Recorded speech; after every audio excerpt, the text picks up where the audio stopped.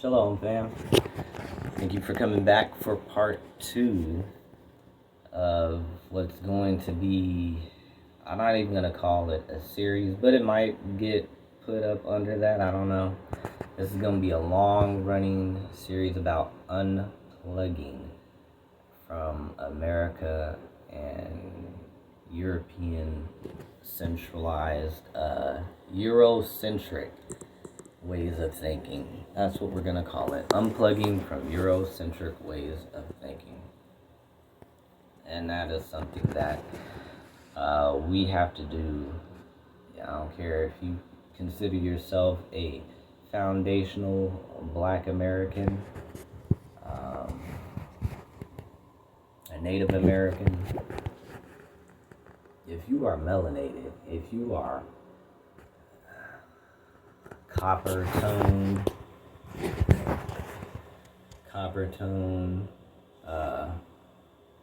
bronze, burnt in a furnace tone,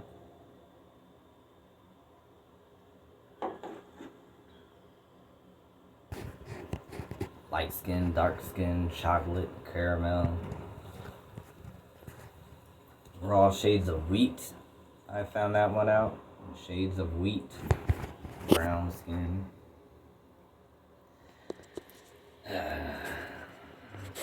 FBAs, y'all kind of make me sick. Y'all kind of make me sick a little bit. Foundational Black Americans. The only black thing about you is this. These lashes, these eyebrows. Some of y'all eyes look black as hell, but even those are brown. See, y'all ain't got black eyeballs. Your iris is not black. Mine be looking black sometimes. They're a dark brown, a super dark brown, okay? Darker than the skin all around. Darker than my skin. That's what you see here. Look at it. Look at it. Look at that. Look at it. Probably won't even pick up, but it's brown.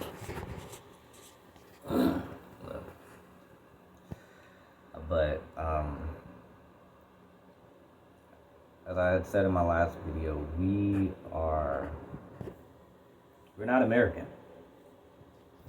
It's a European name.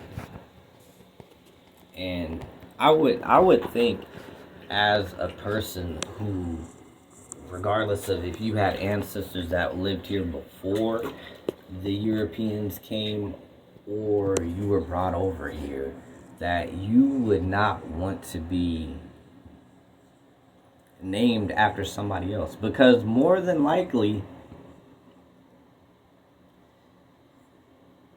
unless you had an ancestor, a male ancestor who came over here from somewhere, came to this land, America, from somewhere else, that the European did not come and take control of your people, didn't assimilate your people. I'm not gonna say eliminate. They didn't.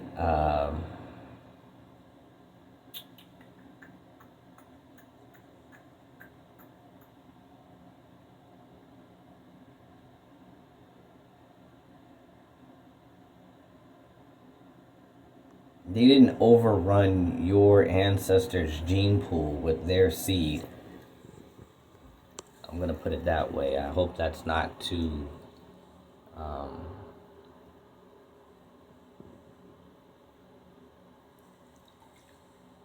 technical or big worded, but I use that because YouTube has these guidelines. So if your ancestors coming from another land was not overrun with the gene pool that those people from that European area of the world came, they didn't come and overrun the gene pool with their seed into your peoples, into your ancestors, and you had a male ancestor who came here to America with their original name, their family name, then you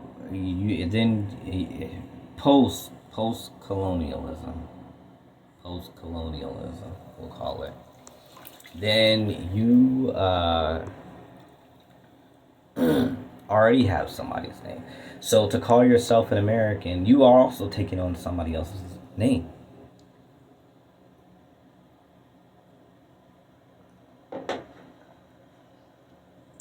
All of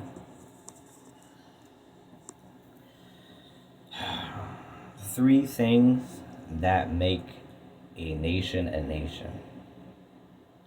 is the family name, the land, which is which is part of their heritage, and just like the name is, and their language. Those are the three things that make a nation a nation. So as a foundational Black American, think about what's the national language of America? It's English. So if you're an American, you're English. You're not even American. You're a descendant of the English. You're calling yourself an Englishman.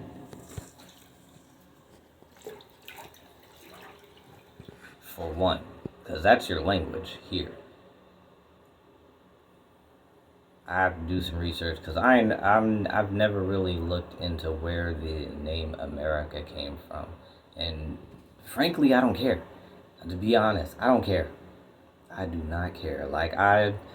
American history is such a horror story that it's not that I could care less about it, but it is no longer. Its importance is has gone to a level of. It's gone to some significance of to a level of insignificance for me personally. It is important to know about it because the history of our people, our nation, as Hebrews, is intertwined in here. It's intertwined. It's written about by our ancestors a little bit. It's mentioned. I will say that it is mentioned. It is a part of a prophecy. But we've got to unplug from this place because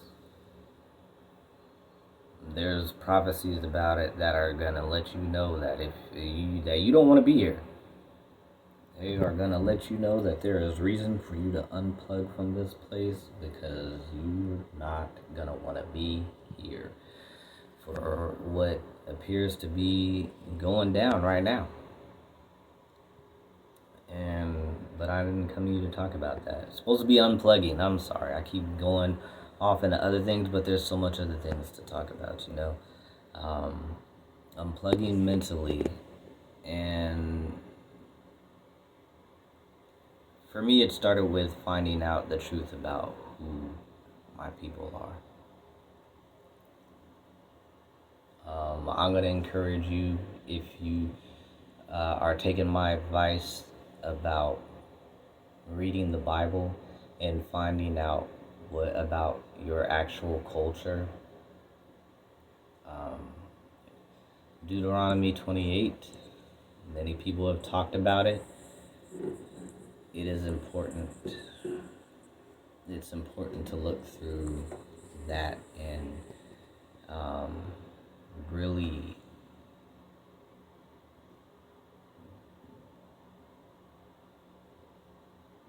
compare it to history.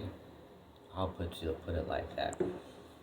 I want you to, if you can take every thing in that chapter that is like crazy, like who does this to people, these things, and find all those in there. They're called curses. So if you have never read it, it is a chapter that is talking about curses of what will happen to the people if they do not obey their God, the God of their ancestors. And if you search through history, especially American history, you are going to find examples of each one of those curses. Every single one. And some of them you might even find occurred in your own family. So I encourage you to take a look at that.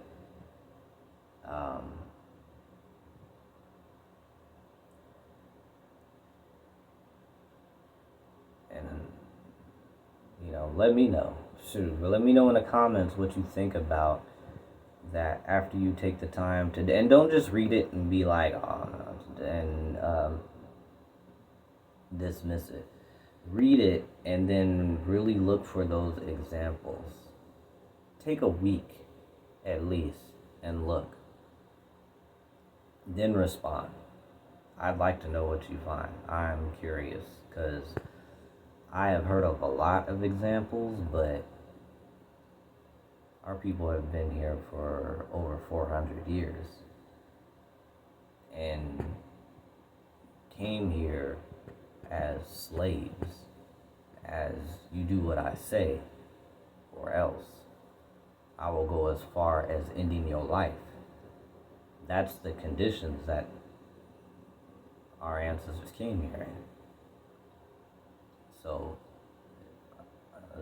just think under those circumstances what happened to them, and look at the curses that were there in that chapter of the book of Deuteronomy, chapter 28, in case you missed it.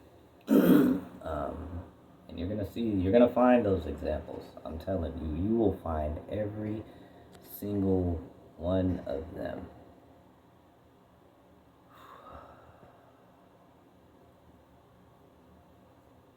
That was part of my unplugging right there.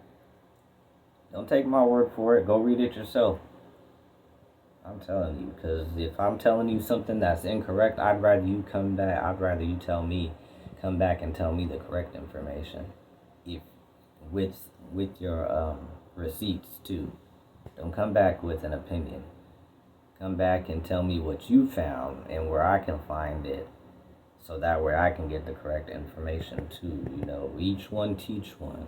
I know if you from the Bay, you heard that before. You from the Bay Area.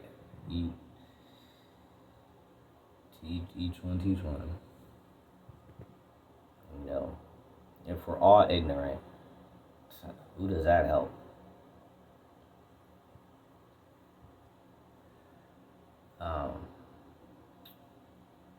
Where was I going?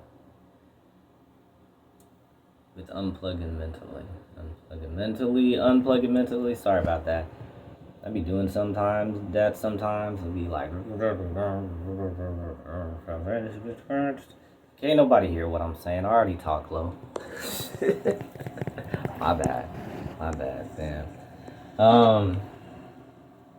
But yeah, we gotta start that, and that's just kind of like what I'm talking about. Unplugging spiritually. We've got to exit out of these religious systems that taught us that our culture is a religion or a system of belief or dare I say it, alternative lifestyle,